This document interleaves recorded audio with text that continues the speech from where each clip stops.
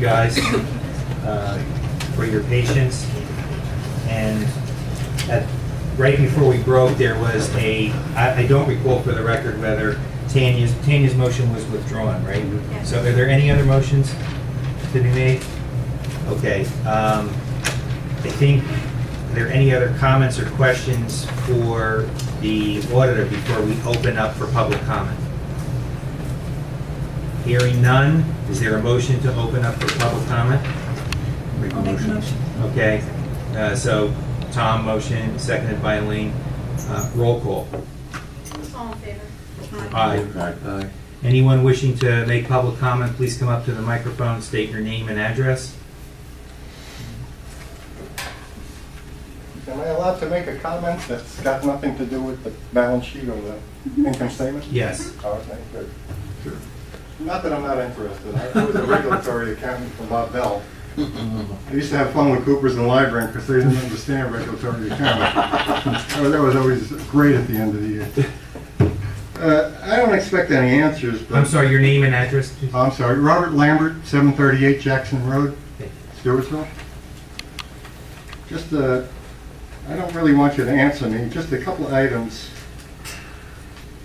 that happen to concern me, that I'd like the board to be aware of. I guess everybody here is aware of what occurred with the Highlands Council this past week. 8-6 vote. And one of those 8 was James Mangucci from LaPacom board. That was one of the 5 that Christie had appointed specifically to get rid of Swan. And then the latest announcement where Christie moved Matthew Curry to the Superior Court. So if we had to go there, we got to have him recused because he voted in favor of the original asphalt plant. As I'm connecting all the dots, it causes me concern about maybe what we're up against. I've been following the lawsuit that Intercounty Pavings had in Islip, Long Island, Hopop, and evidently they won with the New York Supreme Court, which actually surprised me. And it surprised me because it wasn't even a valid operation. They never had a license to operate that plant. The thing had been done twice by the New York DEP, fined twice. It was under orders to raise its tax, which they ignored. These folks out there fighting them like we are actually were able to remove a state senator, right, who was buffering them and get somebody else elected. And still they're not winning, right, up through the Supreme Court. And I think the biggest reason they're not winning is because they're there to begin with. Once these plants are up and operating, right, the courts tend not to want to dissemble them. Right? If you're going to stop a plant like that, you stop before it comes in. And now you're talking an injunction. Our basis, it seems like, for our lawsuit, from what I heard up to this point, is the water contamination issue. And that's a valid thing. What are you talking, Highlands? Are you talking 15 other states I look at? They have laws on their books that specifically prohibit this type of thing.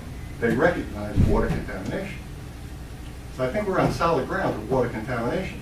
My fear is if they actually break ground and they put this thing in, they sort of wind up with squatters' rights. Right? And when you go into these courts, even if they're a fair court, they're prone not to make them rip their plant down and get rid of it.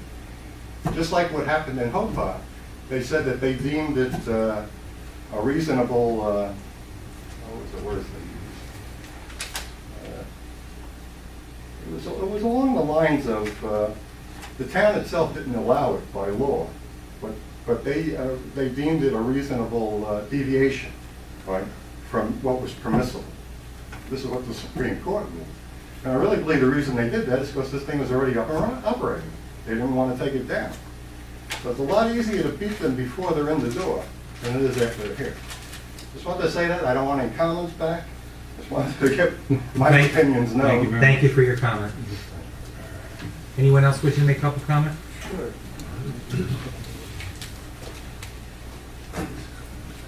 Barry Glassman, 502 Dory Place. Just want to make the simple comment that I'm very glad to hear that we apparently will be bringing the state in to take a look at the financials so that everything, this pre-audit or whatever it is called, can be validated or justified, and we can all move forward from that point once the state takes a look at everything. And that's it. Thank you very much. Thank you.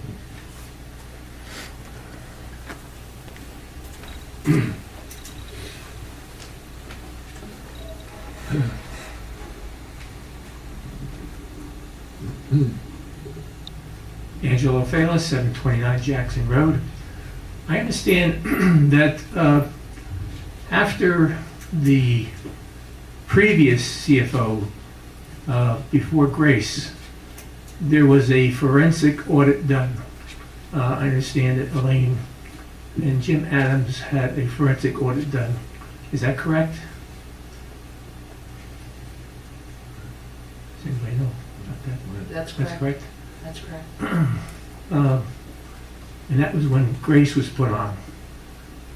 Weren't there recommendations made with that forensic audit?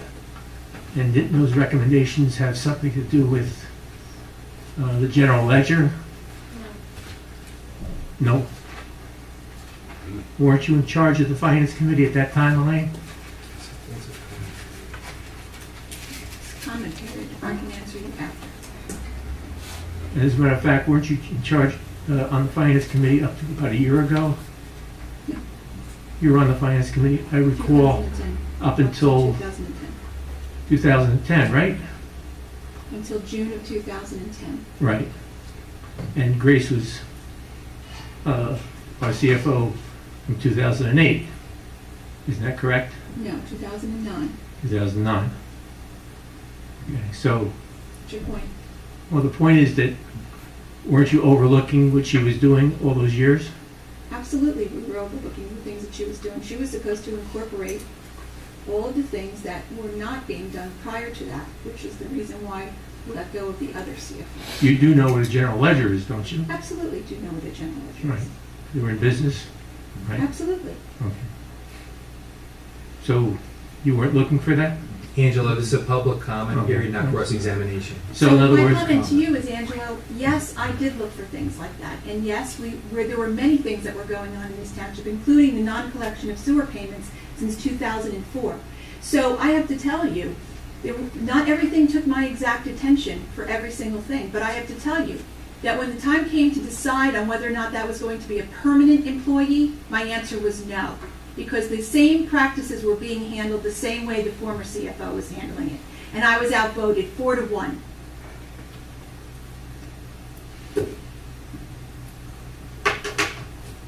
Any other public comment? Seeing no hands, is there a motion to close public comment? I'll make that motion. Second. All those in favor? Aye. Motion to adjourn? I'll make the motion. Second. All those in favor? Aye.